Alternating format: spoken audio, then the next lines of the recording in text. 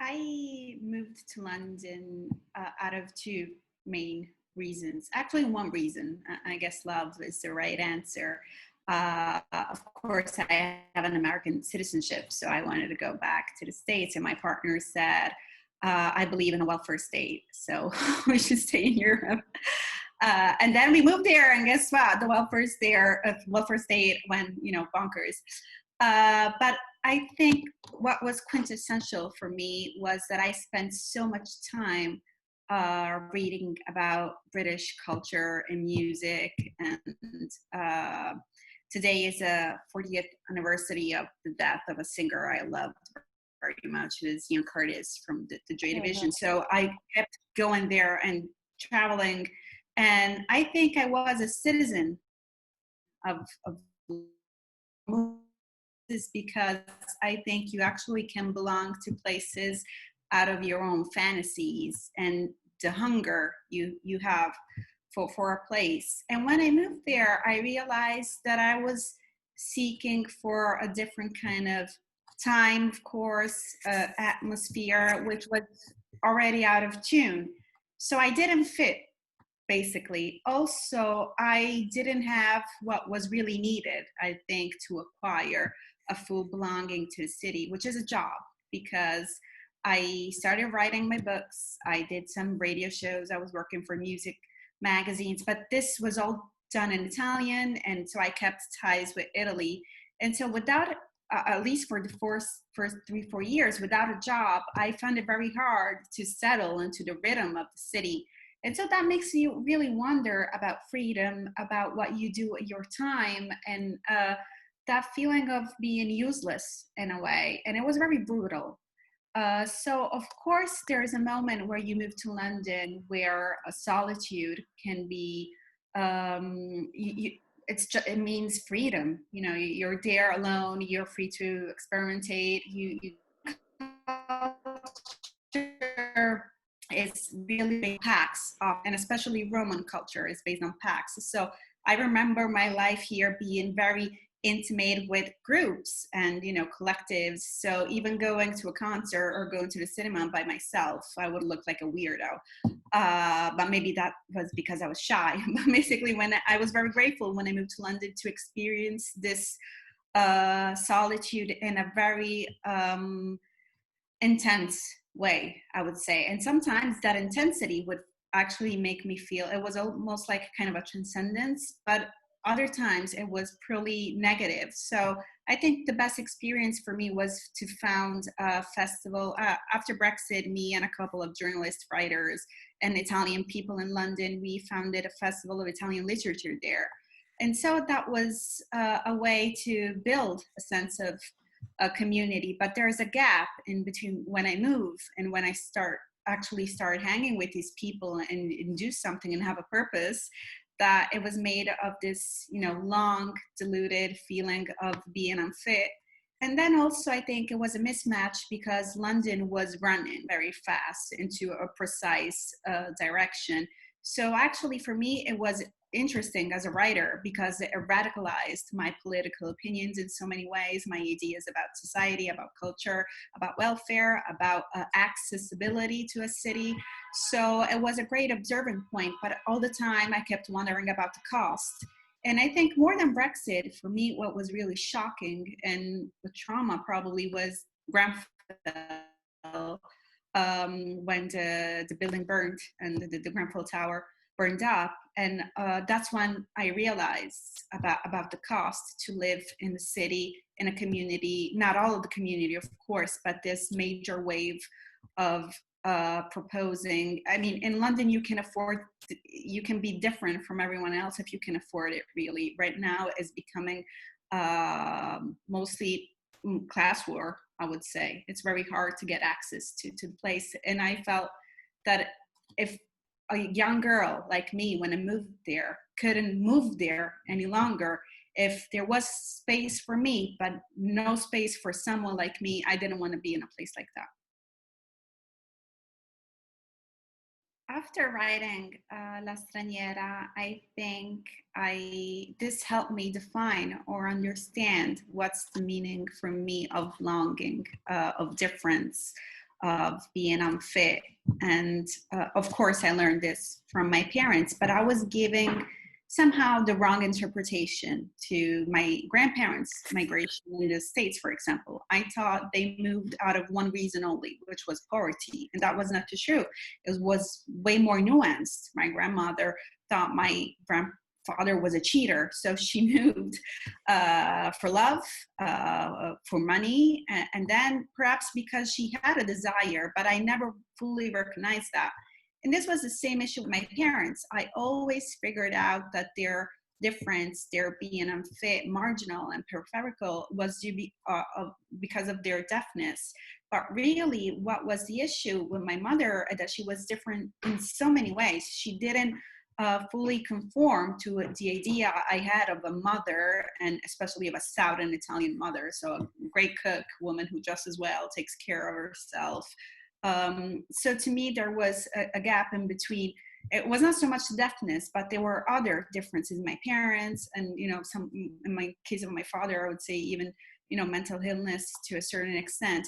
So when it comes to my migration, I always thought I moved to London because of only cultural aspirations and not because of need. But actually, if you think about my generation, the job opportunities in Italy and many other European countries like Italy, there was also a need, a desire, to fully use the studies you have done, and whatever you think is your talent and your capacity to contribute to a society. And so this kind of understanding of the multiple strains within one difference, within disability, within poverty, or within migration, fully helped me to form, I would think, a tentacular understanding of not belonging. And this helps me also not to, I would say, suffer from it anymore, because it's so convoluted and evolving and multi-shaped and shape-shifting that actually I don't feel the burden anymore of not being a good migrant, because the reasons behind my migration and many migrations are multiple, and every reason has its own answer.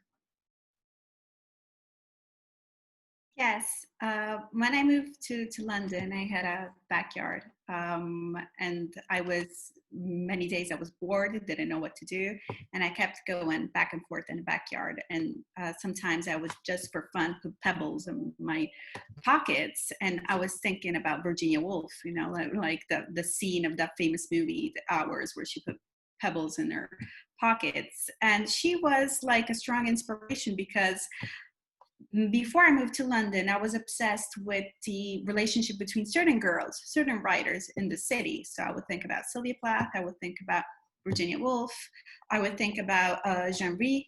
And so my understanding of space is often filtered about all the pages I read about that space, and also the desire to belong to that kind of storytelling. With Basilicata, which is the region that London is overtold, New York is overtold, so it's a different kind of engagement there. It's a different challenge. But with Basilicata, I feel that it's mostly untold, or if it's told, it has always the same kind of vein, kind of same tune. And so I wanted to react to that. To me, the region in southern Italy where my mother moved and my grandparents come from, it's like a classic, an old time novel, which was never retranslated. So it has still that flavor of language of the past.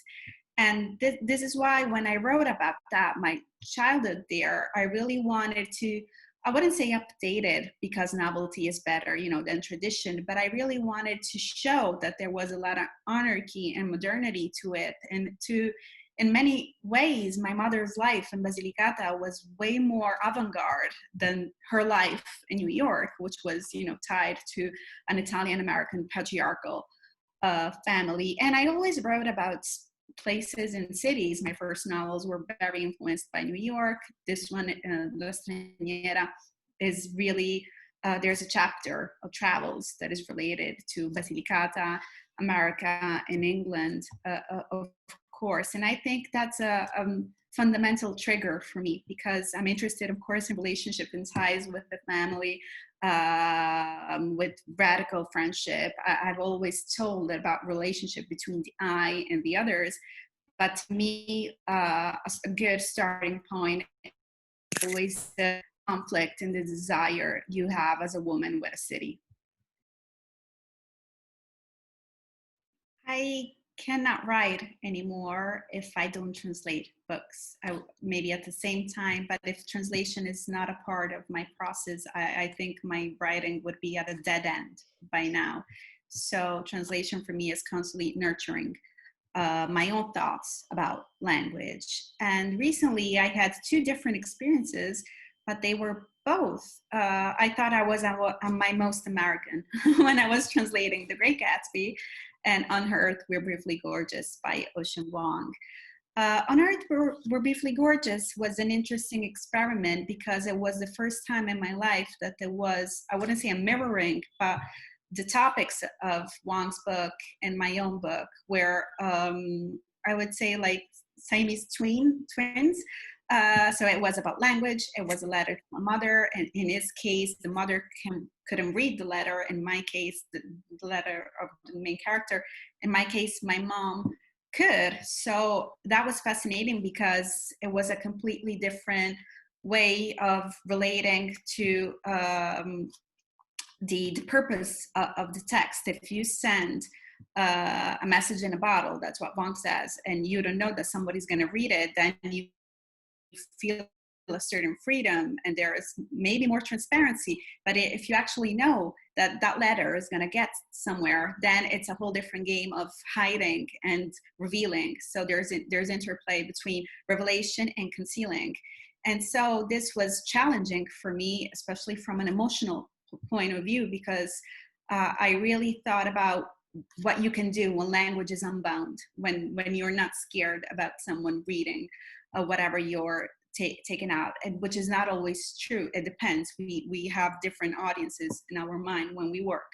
The other case, you're working with a dead author and you're working with the most American novel ever. And to me, it was very symbolic because I finished translating Gatsby when I moved, at least I thought I moved back to New York after 29 years.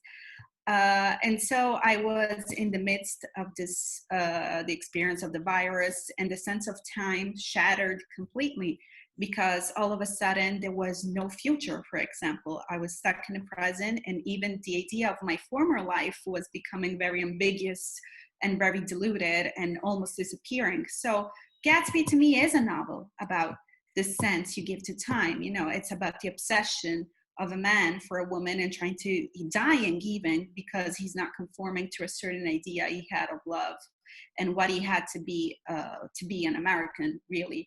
Not a new American, but an old established American. So that the sense of time is essential for Gatsby. While I was translating, my sense of time shattered completely. How was that going to affect my translation? And I think every translation, of course, is a personal journey into the text, and good, vibrant translations have this kind of, you somehow you end up putting, even if you're very respectful of the words, but you end up putting certain ideas. So to me, it was fundamental to bring up this ambiguity in Gatsby about the confusion between aspiration, future, present, and the past. And so that was something that was happening to my life, and I hope I really brought it into the text with my own choice of phrasing and words. Absolutely. I'm a big supporter of mistakes and faux pas and language. I remember I worked for cultural magazine, music magazine years ago. And when I submitted my pieces and people revising the articles were like, we don't say this in Italian. The syntax is so wrong. And someone would say, oh, she's American. That was not the right answer. I lived in the States till I was 6. I was educated, fully educated in Italy. My weird syntax alien syntax was because of my mother, essentially, who gave me the Italian language by speaking it to me. And then I went to school, but I had this family lexicon that was deeply broken and was very fragmented, which is typical of migrant families. And if you consider deafness, which is a specific disability that affects speech and language and hearing and how we phrase sentences. So with this unique blend of deafness and migration in my own household, I went to school, and when I did elementary school, and I was fast in picking up reading, fast in keeping up writing, but I kept things wrong. So for example, to iron your clothes, you say, I have to think about it. You say ferro da stiro correctly, and my mother said stiro da ferro, which is the inversion, and I still do that. So this little gap happens to me often when I say other things. And of course, this is not a particularly brilliant and poetic expression. It's just a mistake, but somehow my mother still has this difficulty in phrasing things correctly or orthodox way to speak Italian. And I constantly take, in a way, advantage of this, because she can break up the orthodox, the national, the standard Italian, and show me the cracks. And I think sometimes this fully belongs into literature. And as a translator, lately, I really been thinking about how do we treat, for example, foreign words, and we have a tendency to put them in italics. So we have to say, this word doesn't belong to our culture. This word is an outsider word. This is an alien word. And I don't think that works anymore. Right now, maybe words from the past are very foreign and are alien objects. So there's, old Italian, the Italian spoken by our grandparents, or great-grandparents, in novels and literature today feels odd and alien way more than, certain words that are brought in by English, for example, words we use and that come from the era of technology, or words that come from simply, I would say, spoken word, so spoken language. And this is why at one point, I think the way we use language, it can be poetical, but it's also political in many senses. So I didn't want to feel shame anymore for my parents' mistakes while they speak. I actually try to make something very evident about it and very plastic about it that I can use in my own way of composing literature. Italian is a cliche, but it's true. To me, it's inherently very lyrical and very baroque and very poetic language. And also, since time, for me, the sense of time and action is so important. The tenses in Italian, there are many tenses. And so I always felt there were more possibilities to express where you are in time. You have multiple choices. It feels like a garden, of forking and paths. Instead, I write in English, I do, but I write nonfiction in English. I think my essays, and I think it's more crystal clear, it helps me understand more what I'm thinking. And so I think this, where there was a certain blend, my Italian was very influenced by my English thinking, and to a certain extent, my short stories in English were not very good, because you can feel that there was, this heaviness behind it, because they were not really free to run. The words couldn't run. And so right now I have this kind of segmentation where my nonfiction is in English, and I actually prefer it that way. And my prose is, and it stays in Italian, and I don't feel the need or the urgency to, bring the Italian into the, who knows what happens over time, but right now it is like this. And also as a writer, you do have sometimes pressures to think you reach a wider audience with English, or think that you have simply more access to readers worldwide. But I like to think, since I'm a translator and I do believe in the power of translation, that it is important to keep diversity, language diversity in the field of literature. So this is how I deal with these two languages that made me, really. And yes, this is a different process for me. Of course, I couldn't help with the edits in Spanish or in Dutch. I will hardly be able to do so in French, but I am curious once I have the draft in English because also part of the language in the book, it's written in Italian, but it speaks about, people living in America, originally speaking in English. It speaks about the broken language of my family, that kind of imaginary Neverland language where you have some Italian, you have some English, you have a lot of dialect, you have a lot of slang. So since really part of the book is originally meant to the sound is in English, I am curious to see what effect it would have on me and how I will participate in keeping it, or, working on the nuances. It's going to be a different kind of experiment compared to the other translations of the book. Mm-hmm.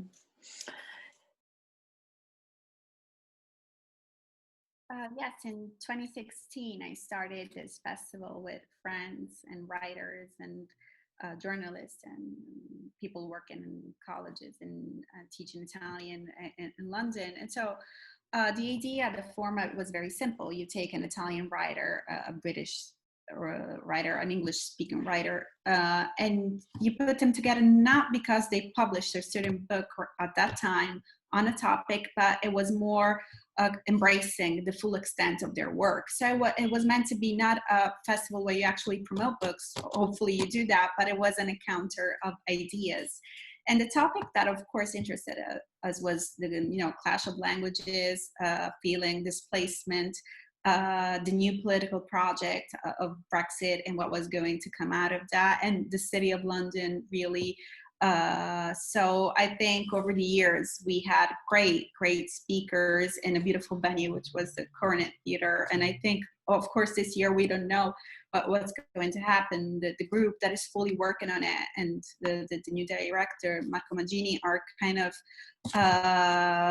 aiming at the spring, I guess, because of that specific festival, it's very hard to bring it online. In a way, because it's based to intimate and close interaction also with the audience. And there was also an idea of bringing together people who don't actually come close to each other in the city because of how London is. That was really refreshing in a way. So I think the physical experience there is key to actually enjoy it. So the project stays on. And I think what is interesting is also that every year there's a team specific to it. And right now, as I sense it, it's getting more and more sensitive to climate change issue and space issues and sustainability. And so I think it's going to be an addition, who knows, but closely related to that. So to me, it's a special question because that was the first time I belonged fully to a group and organizing a festival. And then right now I'm in Italy, and so I'm participating to the Turin International Book Fair group.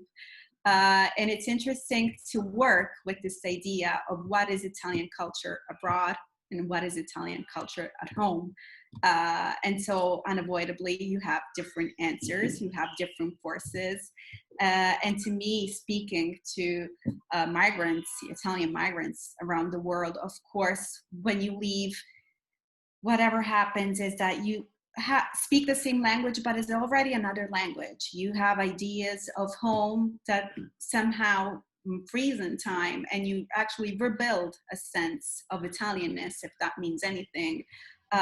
So for me, it's interesting right now to deal with this idea of Italy out of Italy and how you bring it back home.